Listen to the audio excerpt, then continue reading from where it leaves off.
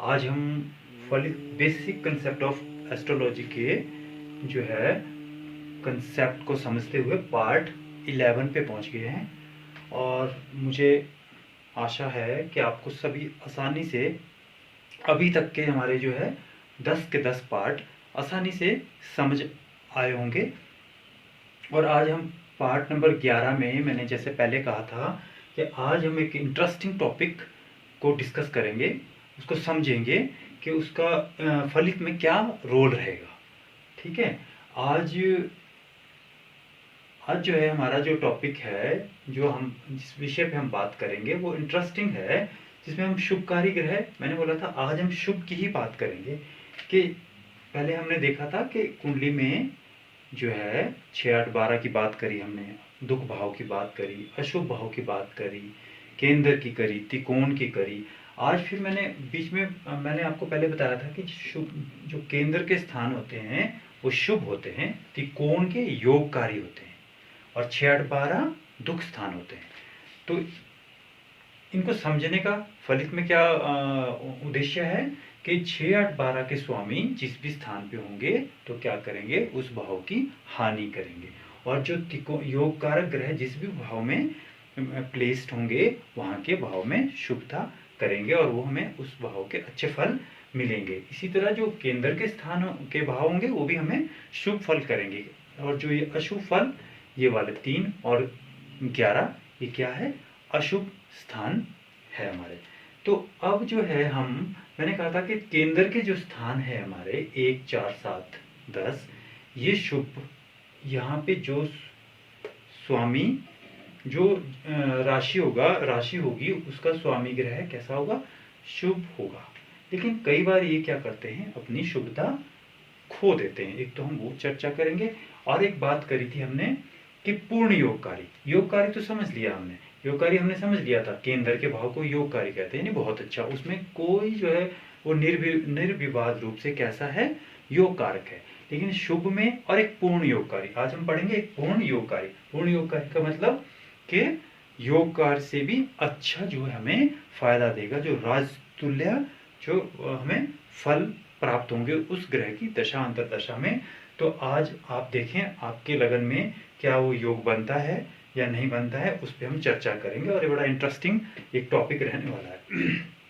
तो आज हम बात करेंगे शुभकारी योग कारक ग्रह और पूर्ण योग कारक ग्रह। तो शुभकारी ग्रह को बाद में देखते हैं। सबसे पहले योग कारक ग्रह को देख लेते हैं। नंबर 2 योग कारक। तो योग कारक, सिंपल बात हमने बात कर ली है। केंद्र 1 5 9, 1 5 9 के स्थानों, 1 5 9 भावों के स्वामी में, 1 5 9 में भाव में स्थित राशियों के जो स्वामी ग्रह होते हैं वो कैसे रहते हैं, हमेशा शुभकारी। उस कुंडली के लिए कैसे होते हैं, शुभकारी होते हैं। त्रिकोण जिसको हम बोलते हैं 1 5 9, मैंने उस टाइम बनाया भी था, ये त्रिकोण बनता है। ठीक है, अगर हम इसको बनाएं तो ये कैसा बनता है, त्रिकोण बनता है ऐसे। किसी का भी मैंने राउंड किया है। ठीक है, तो हम देख सकते हैं इसमें ये 2 6 10, इसमें 4 8 12, इसमें 10 2 6, 10 2 6, ठीक है, 7 11 और 3, यानी कि 1 5 9। ये जो यहाँ पे राशियां हैं उनके स्वामी ग्रह क्या है, योग कारक कहलाएंगे उस लगन कुंडली के लिए। जैसे तो वृष लगन कुंडली के लिए शुक्र, बुध और शनि, और कर्क लगन कुंडली के लिए चंद्रमा, मंगल और गुरु, और इसी तरह तुला लगन कुंडली के लिए शुक्र, शनि और बुध, और सभी कुंडलियों के लिए इस तरह। ये मैंने 4 कुंडलियां फॉर एग्जाम्पल देने के लिए, समझने के लिए लगाई है।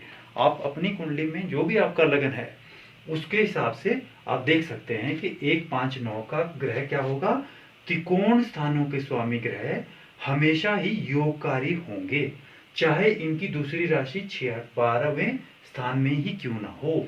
जैसे हमने देखा था, मान लो तुला लगन है तो तुला लगन में शुक्र लग्नेश हुए, तो इस कुंडली के लिए जो है लग्नेश शुक्र हुए, तो इनकी दूसरी राशि, ये योग कारक हुए, योग कारक रह गए, और इनकी दूसरी राशि कहाँ है, अष्टम स्थान पे होने के कि होने होने पर भी क्या है, ये कैसे रहेंगे, अपना शुभता नहीं खोएंगे और ये शुभ ही कहलाएंगे इस कुंडली के लिए। ठीक है, यानी कि इनकी दूसरी राशि, 5 ग्रहों की 2-2 राशियां होती है, हम पढ़ चुके हैं। सूर्य चंद्र को 1-1 राशि प्राप्त है और इस तरह से कैसे 12 राशि हो जाएगी, 5 दूनी 10 और 2 12। तो यानी 5 ग्रहों को 2-2 राशियां प्राप्त है। अगर तो यहाँ पे सूर्य होता या शनि होता, चंद्रमा होता, फिर तो 1-1 राशि होनी, तो है योगकारी।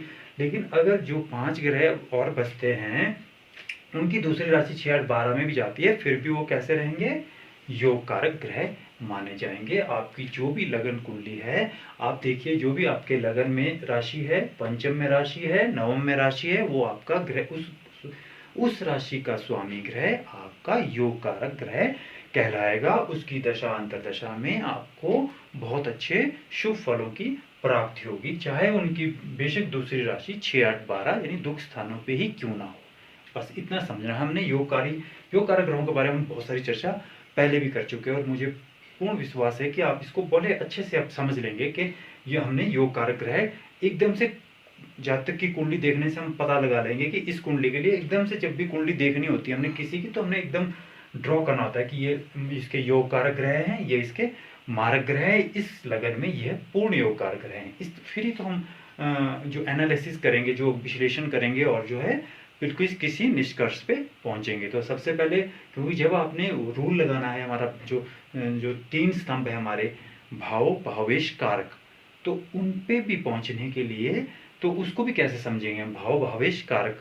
तो वही तो हमने देखना है आपके वो भाव भावेश कारक ठीक है कि नहीं है, तो इन चीजों से देखेंगे हम। कहीं 6, 8, 12 तो नहीं है वहां पे, तो भाव खराब हुआ। तो इस तरह से हम देखना है, कोई अस्त ग्रह है, कोई वक्री, किसी की दृष्टि तो नहीं है खराब, किसी क्रूर पाप ग्रह की दृष्टि तो नहीं है ना, कोई पाप कर्तरी में तो नहीं है ग्रह। तो हम इस तरह से निष्कर्ष पे पहुंचेंगे। तो योग कारक ग्रह को हमने समझ लिया। अब पूर्ण योगकारी ग्रह, पूर्ण योगकारी ग्रह, ये बहुत सारी किताबों में नहीं भी होता दिया हुआ, लेकिन ये जो है ये कुछ किताबों में आपको मिलेगा, यानी काफी पढ़ने के बाद आपको पता चलेगा पूर्ण योगकारी ग्रह भी कोई चीज है। तो पूर्ण योगकारी ग्रह क्या होता है, इसको समझिए आप कि पूर्ण योगकारी ग्रह ये माने आपके जब भी उस ग्रह की दशा अंतरदशा आएगी तो जातक को राजतुल्य जो है उसका फलों की प्राप्ति होगी, राजा के तुल्य। जिस मतलब के उसको या आप ये समझ लें कि अगर आप अपने जीवन को, अब मान लीजिए आप अपने पहले वाले जन्म से लेके अभी तक जीवन देखे, तो आपने देखना अगर आपको उस पूर्ण योगकारी ग्रह की महादशा या अंतरदशा आई होगी तो आपका वो पीरियड गोल्डन पीरियड रहा होगा और पीरियड की अपेक्षा, यानी वो जो भी आपका और पीरियड जीवन का रहा है उसमें वो वाला पीरियड गोल्डन पीरियड होगा। तो इस तरह से आप इसको कर सकते हैं। ठीक है, सभी लोग तो राजा नहीं बनेंगे, लेकिन जो भी आप, जैसे भी आपकी ग्रह दशा है, जिस तरह का स्टेटस आपको मिलना है, जिस तरह उसमें उस पीरियड में पूर्ण योगकारी ग्रह वाले पीरियड में आपको बहुत ही अच्छा सब कुछ रहा होगा या आगे आनी है तो रहेगा। अब पूर्ण योगकारी ग्रह होता क्या है, योगकारक हमने देख लिया। पूर्ण योगकारक ग्रह क्या होता है, केंद्र स्थान के साथ साथ, केंद्र स्थान क्या हुआ, शुभ स्थान, केंद्र स्थान के साथ साथ त्रिकोण स्थान के स्वामित्व प्राप्त करने पर कोई भी ग्रह उस लगन कुंडली के लिए पूर्ण योगकारक हो जाता है। सिंपल समझने की बात है कि त्रिकोण का स्वामी भी वो हो और केंद्र का स्वामी भी हो, तो यानी वो कैसा होगा, पूर्ण योगकारक। आसान है कि केंद्र के स्वामी हमने बोला शुभ ग्रह होते हैं, कई बार शुभता खो देते, लेकिन वैसे है तो शुभ, और त्रिकोण के तो योग कारक है। तो यानी ये जो हमने 5 ग्रह देखे, इन्हीं के हो सकता है, इन्हीं की स्थिति में ये पूर्ण योग कारक ग्रह जो है, पूर्ण योग कारक ग्रह 5 ग्रहों में से ही कोई एक ग्रह हो सकता है। कौन कौन से, सूर्य चंद्र को छोड़ के, राहु केतु को तो कोई राशि नहीं है, इसलिए हम इनकी चर्चा ज्यादा करते भी नहीं है। ठीक है ना, क्योंकि ये अपने, इनको कोई राशि का स्वामित्व प्राप्त नहीं है, इसलिए क्या है, इसलिए मैंने कहा था कि इन पे मैं अलग वीडियो बनाएंगे और फिर समझेंगे कि इनको महत्व इनका कैसे देखना है, क्योंकि ये खुद, इनको कोई राशि का स्वामित्व प्राप्त नहीं, ये किसी भी उस तरह से काम नहीं करते, ये सिर्फ सपोर्टिंग काम करते हैं। जिस भी भाव में हो, जिस भी राशि में हो, या जिस ग्रह की दशा महादशा चल रही हो, उसको ये सपोर्ट करते हैं। अगर इसकी राहु की अंतरदशा चल रही है, राहु की महादशा चल रही है, तो महादशा में जो अंतरदशा में चलेगा उसके साथ सपोर्ट करेगा, या जहाँ पे होगा उसके हिसाब से चलेगा। तो इसलिए इनको हम ज़्यादा चर्चा नहीं करते। इसको अलग से एक टॉपिक वीडियो बना के अलग से समझ लेंगे कि इसको फलादेश में इसको कैसे हमने समझना है। तो ये इंपॉर्टेंट ग्रह है, राहु केतु बहुत इंपॉर्टेंट ग्रह है। क्योंकि जब भी आदमी को बहुत अधिक कोई चीज़ होनी है, बहुत अधिक विपत्ति आनी है, बहुत अधिक फायदा एकदम से राइज कराना है, तो ये राहु केतु का ही इसमें रोल रहता है। मान लो आपको बिल्कुल क्रोनिक डिजीज पे ले जाना है, बीमारी पे ले जाना है, तो राहु का रोल रहेगा। लेकिन कभी एकदम से ऊंचाई पे ले जाना है आपको, तब भी राहु आपको जो है रोल प्ले करेगा दूसरे ग्रह के साथ। तो उसको अलग से समझेंगे। आज आप ये समझ लो कि सूर्य चंद्र को क्या है, एक एक राशि प्राप्त है, इसलिए वो ये योग बना ही नहीं सकते। क्योंकि पूर्ण योगकारी ग्रह कौन सा होगा, जो जिसको दो ग्रहों का स्वामित्व प्राप्त होगा, और जिसमें से एक केंद्र का स्थान होगा और एक त्रिकोण का होगा। ऐसे ही समझने में से लग जाता है पता कि वही पूर्ण योगकारी, क्योंकि आपको एक स्थान कहाँ का मिल गया, केंद्र का मिल गया। सबसे इंपॉर्टेंट होते केंद्र के, और योग कारक तो वाला त्रिकोण के तो होते ही होते हैं। तो यानी उनको दो मिलते हैं। 5 ग्रहों को, सूर्य चंद्र को छोड़ के, राहु केतु को छोड़ के कितने हो गए, 4 ही रह गए। तो 9 ग्रहों में से 5 ग्रह जो हमारे बचते हैं, कौन से, बुध, शुक्र, मंगल, गुरु और शनि। ठीक हो गया। इनको जो है दो राशियों का स्वामित्व प्राप्त है। तो ये क्या होता है, केंद्र स्थान के साथ साथ त्रिकोण स्थान के स्वामित्व प्राप्त करने पर कोई भी ग्रह उस लगन कुंडली के लिए पूर्ण योग कारक हो जाता है। फिर क्या है, अब जैसे फॉर एग्जांपल देख लीजिए, तुला लगन। आपकी कुंडली आप खोले, आराम से खोले, देखिए अगर आपकी, क्योंकि ये सभी लग्नों पे नहीं होगा, ये स्थिति सभी लग्नों पे नहीं आएगी। 12 के 12 लग्नों पे पूर्ण योग कारक ग्रह नहीं मिलेगा। क्यों नहीं मिलेगा, क्योंकि दो को तो है ही नहीं है, सूर्य और चंद्र तो बनाते ही नहीं है इस योग को, तो फिर ऐसे ही कम हो जाएंगे। और फिर जो है ये जो है सब में ऐसी स्थिति बनती नहीं है। तो ये कहाँ कहाँ बनती है वो मैंने यहाँ बात करी है। कहाँ बनेगी, एक तो बनेगी कर्क लगन में, एक बनेगी सिंह लगन में, एक बनेगी वृष लगन में, तुला लगन में, यानी शुक्र शनि, और ये बनाएंगे आपके मंगल सूर्य, ये बनाएंगे। तो ये जो है लगन, ये वाले लगन बनाएंगे। ये चंद्र सूर्य का लगन होगा, यानी कि कर्क और सिंह लगन होंगे, या वृष और तुला शुक्र का लगन होगा, या शनि का, मकर और कुंभ शनि का होगा। और जो ग्रह होंगे, जो योग कारक रहेंगे, पूर्ण योग कारक रहेंगे, वो होंगे मंगल, शनि और शुक्र। ये 3 ही ग्रह ऐसे हैं जो पूर्ण योगकारी ग्रह की श्रेणी में आते हैं, और ये 6 लग्नों में ही बनता है। ठीक है। तो लगन या तो शुक्र के लगन होंगे, शुक्र को जो 2 लगन मिले हैं, या शनि को दो लगन मिले हैं 4, और एक चंद्रमा और सूर्य से जब बनता है। तो आप एग्जाम्पल देख लें यहाँ पे कि जब जो है कर्क से, मैंने बोला चंद्रमा से जो लगन बनेगा, कर्क अगर किसी का लगन है, आप अपना लगन देखें, खोल के देखें, तो कर्क लगन में क्या होगा, मंगल त्रिकोण का स्वामी हुआ, और एक यहाँ पे ये हुआ, ये वाला केंद्र स्थान का स्वामी बने। मंगल देव क्या हुआ, यहाँ पे त्रिकोण के स्वामी, पंचम भाव के और 10वें भाव के केंद्र स्थान के स्वामी होने की वजह से, और लगन केश के तो ये मित्र होंगे ही, क्योंकि इसके तो पंचमेश जो भी होगा या नवमेश होगा मित्र होगा। तो ये क्या होगा, इनके मित्र तो होंगे ही होंगे। और ये शुभ ग्रहों, 2 शुभ ग्रहों के केंद्र, शुभ ग्रह का मतलब है शुभ और योगकारी, इन 2 स्थानों के स्वामित्व प्राप्त होने की वजह से ये क्या हुए, पूर्ण योगकारी हुए। जब भी इनकी दशा अंतरदशा आएगी तो आप देखना कि आपको बहुत ही अच्छी रहेगी। कर्क लगन वालों को जब मंगल की महादशा या अंतरदशा आएगी, हाँ अगर प्लेसमेंट वाइज 6, 8, 12 में होगा तो कम फल करेगा, लेकिन अगर प्लेसमेंट वाइज ये केंद्र या त्रिकोण में होगा तो ये बिल्कुल ही समझ लेना आपने कि बिल्कुल ही राजा तुल्य आपको फायदा देने वाला है। तो इस तरह से हमने फलादेश को समझना है। इन्हीं 12 भाव, 12 ग्रहों, 12 राशियों और 9 ग्रहों से ही बनेगा सारा कुछ। अब आप तुला लगन में देख लीजिए, चंद्रमा में बनाते हैं मंगल देव, और मंगल देव ही बनाएंगे जब ये सिंह लगन हो जाएगा, सूर्य का हो जाएगा। फिर क्या होगा, 5, 6, 7, 8, 8 यहाँ आ जाएगा, 9 10 11 12 1, ठीक है। यहाँ पे आएंगे मंगल देव और ये 1 यहाँ पे, यानी कि मेष राशि यहाँ आ जाएगी और ये जो वृश्चिक राशि यहाँ आ जाएगी।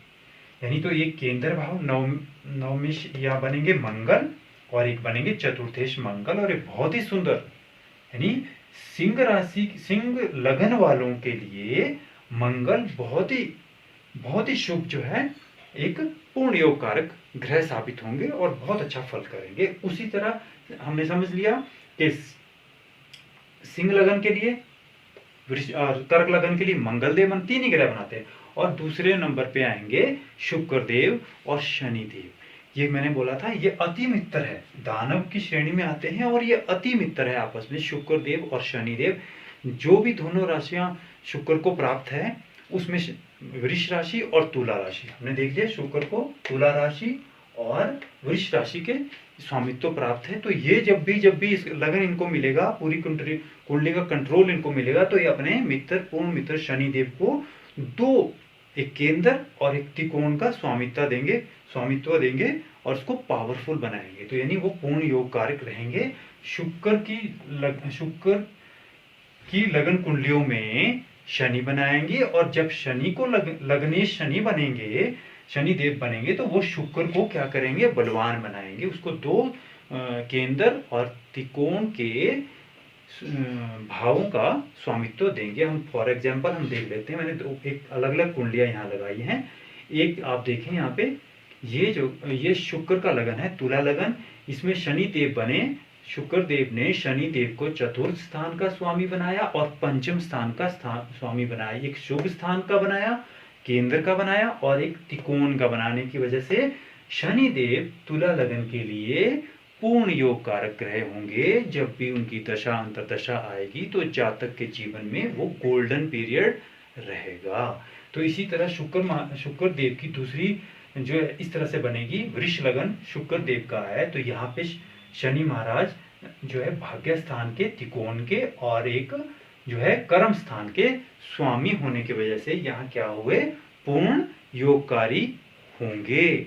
इसी तरह अगर हम ये तो शुक्र के लगन आपने देखे, मैंने बोला शुक्र के लगन में शुक्र देव शनि को अति मित्र होने की वजह से अच्छे भाव देता है। उसी तरह जब शनि देव लग्नेश बनते हैं तो वो शुक्र को देते हैं। शुक्र देखो इन्होंने पंचमेश बनाया और एक यहाँ पे केंद्र स्थान का स्वामी बनाया, इससे ये पूर्ण योग कारक होंगे। मकर लगन में शुक्र पूर्ण योग कारक ग्रह होंगे।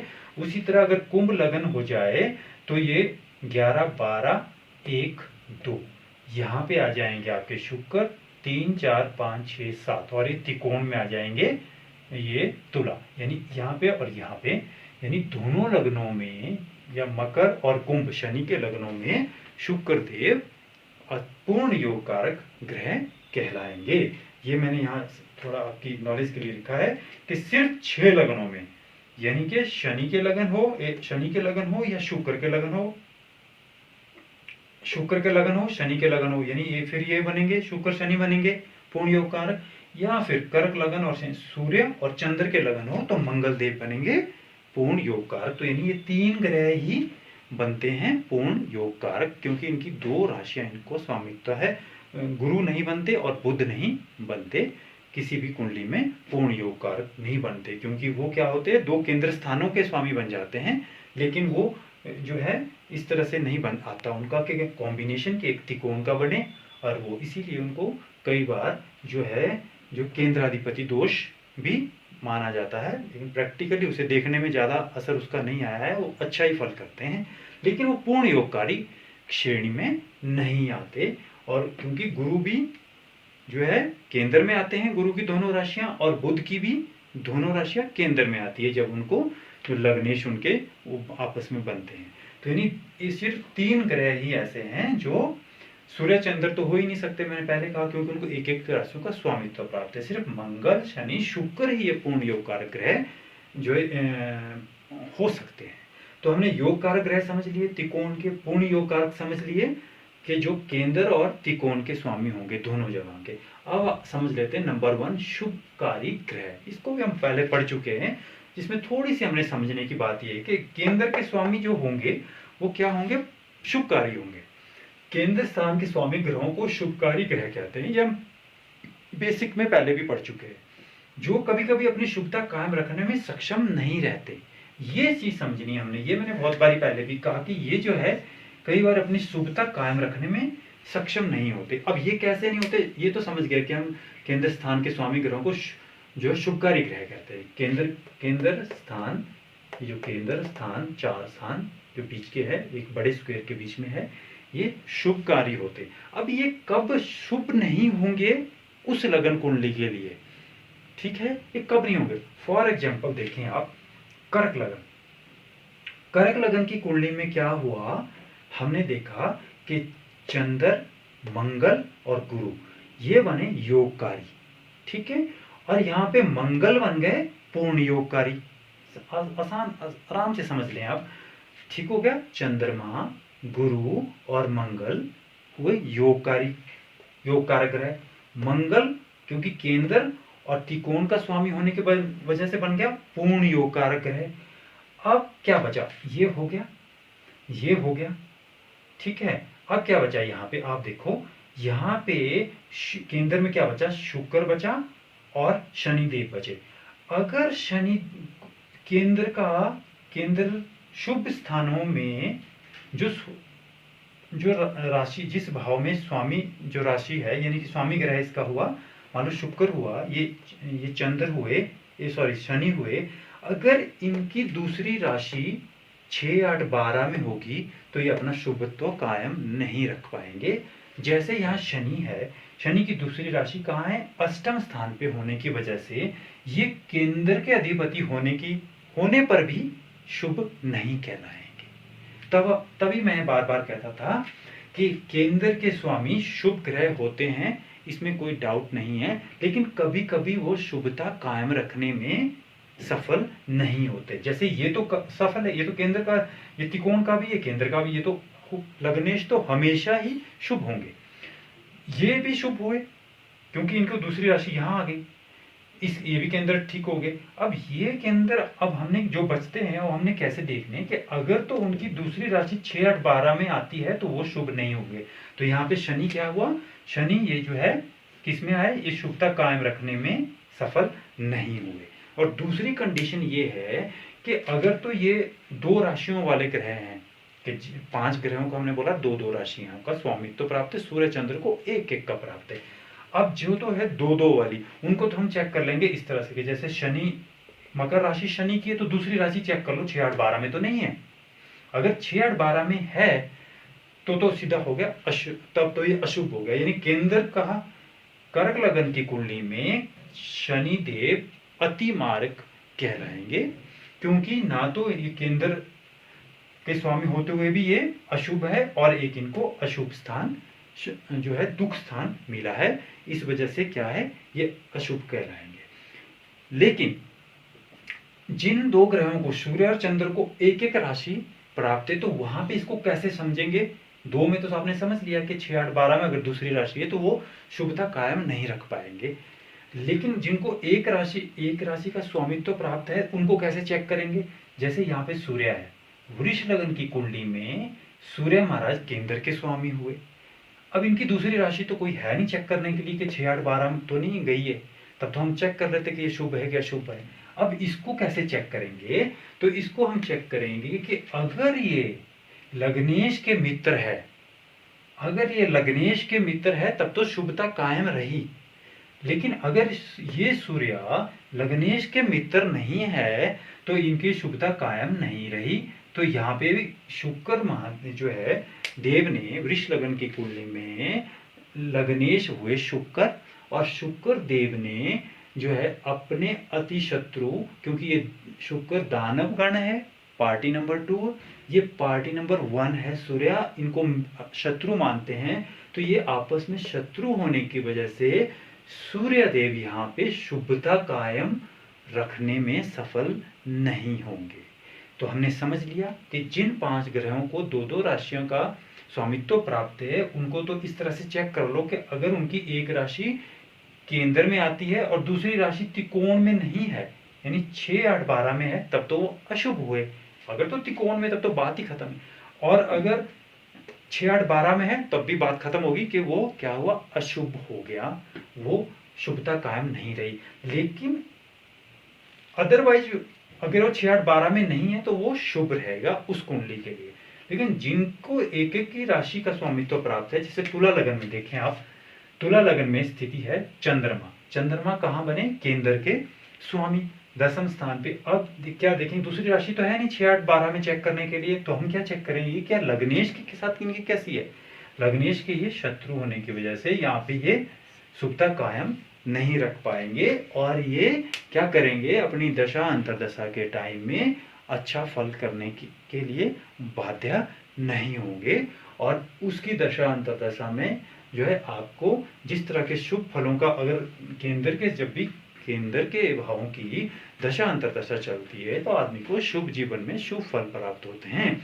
लेकिन वो कंडीशन अगर ये लग जाती है कि वो उसका मित्र नहीं है, अगर सिंगल राशि है तो उसका मित्र नहीं है तो नहीं होंगे, और अगर 2 राशियों वाला ग्रह है और उसकी एक राशि कहीं खराब जगह पे है तो दूसरे 6 8 12 में है तब भी वो शुभता कायम नहीं रख पाते। तो इस तरह से आज हमने क्लियर कर लिया, क्योंकि जब हम फलादेश करेंगे तो सारी चीजें हमारे दिमाग में रहनी चाहिए कि ये इन लगन के लिए ये ग्रह क्या होता है, पूर्ण योगकारी होता है। तो फल कथन को आपने उस तरह से चेंज करना है कि आपको पूर्ण योगकारी ग्रह की दशा अंतरदशा चल रही है और आपको कैसा फल मिलेगा। उसी तरह योगकारी अगर होगा तो योगकारी, और अगर शुभकारी होगा तो शुभ। तो हमने आज ये, मुझे आशा है कि आपको आज का जो है हमारा ये जो है शुभकारी योगकारी पूर्ण योगकारी ग्रहों के जो हमने डिफरेंस समझना था, क्योंकि फलादेश में ये बहुत जो है इम्पोर्टेंट है, क्योंकि ये जो है जब भी लग एक जैसे रहे हैं लेकिन इनमें बड़ा फर्क है, योग कारक ग्रह और पूर्ण योग कारक ग्रह में फर्क है, दिन रात का फर्क है। जब इनका फलादेश आएगा तो मुझे उम्मीद है कि आज आपको ये अच्छे से क्लियर हो गया होगा कि हमने फलादेश में इसको कैसे यूज करना है। तो अगर इससे बाद हम जो अगला पार्ट जो है 12 में देखेंगे, अब हम काफी कंक्लूड कर रहे हैं, फिर हम सीधे फलादेश पे आ जाएंगे। अब हमारा थोड़ा 2-3 चैप्टर बचते हैं, 2-3 पार्ट बचते हैं, जिसमें हमारे अब जो है ग्रहों के बारे में रह गया है हमारे, और क्या बचा है। अब ऑलमोस्ट हमने काफ़ी चीज़ें कवर कर दी है जो फलादेश के लिए जरूरी है। अब हम भावात भावम वगैरह समझना पड़ेगा, क्योंकि उसकी वजह से हम वो नहीं कर पाएंगे। भावात भावम क्या है उसको भी समझेंगे हम।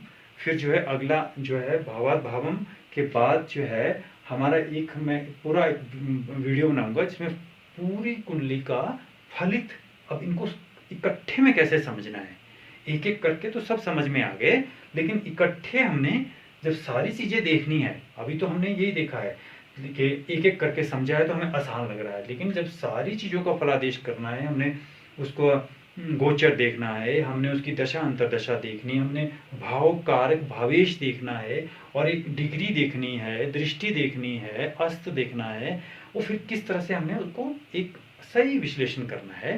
तो वो आपको बहुत अच्छे से आ जाएगा जब हम जो है सिस्टमेटिक पार्ट वाइज देखेंगे, तो हम एक बहुत अच्छा सा फलादेश करने में सफल होंगे। अगर आपको अच्छा हमारा प्रोग्राम लग रहा है तो आप प्लीज़ इसको लाइक करें, शेयर करें, सब्सक्राइब करें। थैंक यू, नमस्कार।